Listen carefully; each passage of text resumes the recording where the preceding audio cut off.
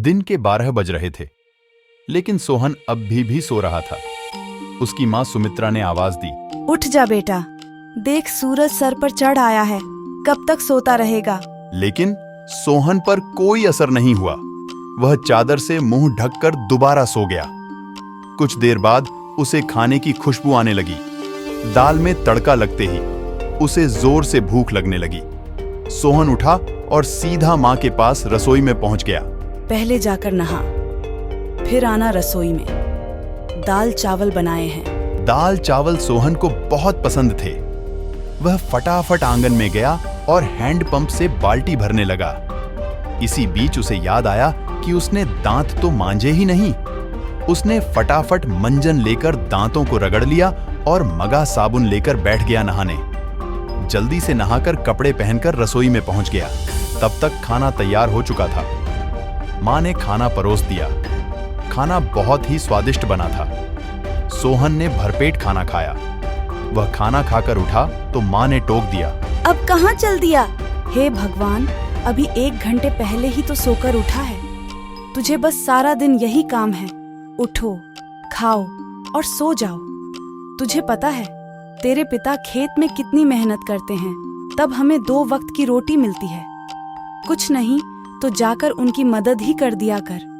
उनके लिए खाना ले जा, मैं अभी तैयार कर रही हूँ। सोहन पर तो जैसे दुखों का पहाड़ टूट पड़ा। सुमित्रा को बहुत गुस्सा आया। इससे पहले वह कुछ कहती, सोहन तेजी से अपने कमरे में जाकर सो गया। सुमित्रा खाना लेकर खेत पर पहुंची। कबीरदास बहुत मेहनत से खेत जोत रहे थे। सुनो जी, पहले खाना खा लेते। अरे, तुम इतनी धूप में क्यों परेशान होती हो? सोहन के हाथ से खाना भेज देती। हमारे तो भाग्य ही फूट गए हैं। ऐसा आलसी बेटा मिला है, बस खाता है और सो जाता है। भगवान जाने इस लड़के का क्या होगा। चिंता मत करो, एक दिन सब ठीक हो जाएगा। सोहन के माता पिता सोहन की आदत से बहुत परेशान थे। वह कोई भी काम नहीं करता था, बस सारा दिन सारी रात सोता रहता था। एक दिन सोहन के पिता ने कहा, बेटा, मैं खाद और यूरिया लेने शहर जा रहा हूँ। 2 दिन लग जाएंगे। फसल तैयार होने वाली है। तू सुबह खेत पर चले जाना और सारा दिन वहीं रहना। शाम को खाना खाकर रात को वहीं सोने चले जाना। कहीं कोई जानवर खेत में ना घुस जाए या कोई और हमारी फसल को नुकसान ना पहुंचा दे। नालायक खेत की देखभाल आदमियों का काम होता है। अगर मुझे पता लगा तू खेत पर नहीं गया या फसल को नुकसान हो गया तो तेरी खैर नहीं। सोहन डर गया। वह पिता के जाने के बाद माँ से बोला, सुमित्रा मोहन को सुबह 4 बजे जगा देती है। सोहन में फावड़ा लेकर खेत में पहुंच जाता है। वहां जाकर देखता है चारों ओर ठंडी हवा चल रही थी। वह एक पेड़ के नीचे बैठ जाता है। तभी उसे हल्की हल्की रोशनी नजर आती है। पूरा खेत लाल रोशनी से भर जाता है। सोहन ने यह सब पहली बार देखा था। वह आश्चर्य से सब देखता रहा। कुछ ही देर में सूरज उगने लगा।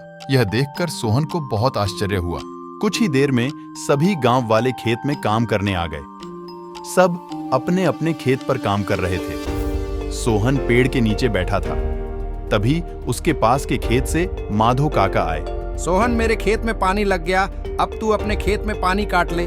बेटा, कभी पिता के साथ खेत पर आया है तो तुझे पता होगा। माधो काका ने अपने बेटे को बुलाकर पानी सोहन के खेत की ओर कर दिया। जब पूरा खेत भर जाए तो हमें बता देना। सोहन बैठकर देखता रहा, लेकिन सुबह जल्दी उठने के कारण उसे नींद आ गई। खेत में पानी बहुत ज्यादा भर गया।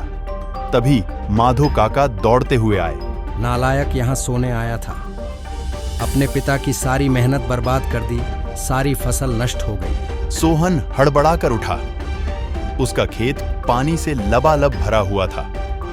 माधो काका ने जल्दी से पानी दूसरी ओर काटा, लेकिन तब तक बहुत देर हो चुकी थी। लगभग आधी फसल खराब हो चुकी थी। नहीं बेटा, तैयार फसल का ध्यान बच्चे की तरह रखना पड़ता है। समय से पानी देना, खाद देना, जानवरों से बचाना। इसीलिए हम दिन रात खेत पर रहते हैं। अब तो भगवान ही मालिक है। सोहन पेड़ के नीचे बैठा रोता रहा। दोपहर को सुमित्रा खाना लेकर आई। उसे सब पता लगा तो उसने भी सोहन को बहुत डांटा। शाम को सोहन घर नहीं आया, न ही उसने खाना खाया। उसकी भूख प्यास नींद सब उड़ चुकी थी। अगले दिन जब कबीरदास घर वापस आए तो उन्होंने सोहन के बारे में पूछा। सुमित्रा ने सारी बात बता दी। कबीरदास सब छोड़कर दौड़ते हुए खेत पर पहुंचे। उन्होंने देखा मोहन पेड़ के नीचे बैठा रो रहा था। आधी फसल खराब हो चुकी थी। नहीं, तुझे मारने से फसल ठीक नहीं होगी। वादा कर आज के बाद कभी आलस नहीं करेगा। चल अब घर चल, वहीं बात करेंगे। दोनों घर आ जाते हैं। सोहन की आंखों से अब भी आंसू बह रहे थे। सुमित्रा ने उसे खाना दिया, लेकिन उसने नहीं खाया और वह अपने कमरे में जाकर रोने लगा। जी, अब क्या होगा? आधी फसल तो बर्बाद हो गई। कबीर दास ने सोहन को बुलाया। बेटा, अब तो नुकसान होना था हो गया। अब हमें कल से आधे खेत की फसल उखाड़ कर दोबारा बोनी होगी। अगले दिन सुबह 4 बजे सोहन अपने पिता के साथ खेत पर पहुंच गया और पिता के बताए अनुसार खेत पर काम करने लगा।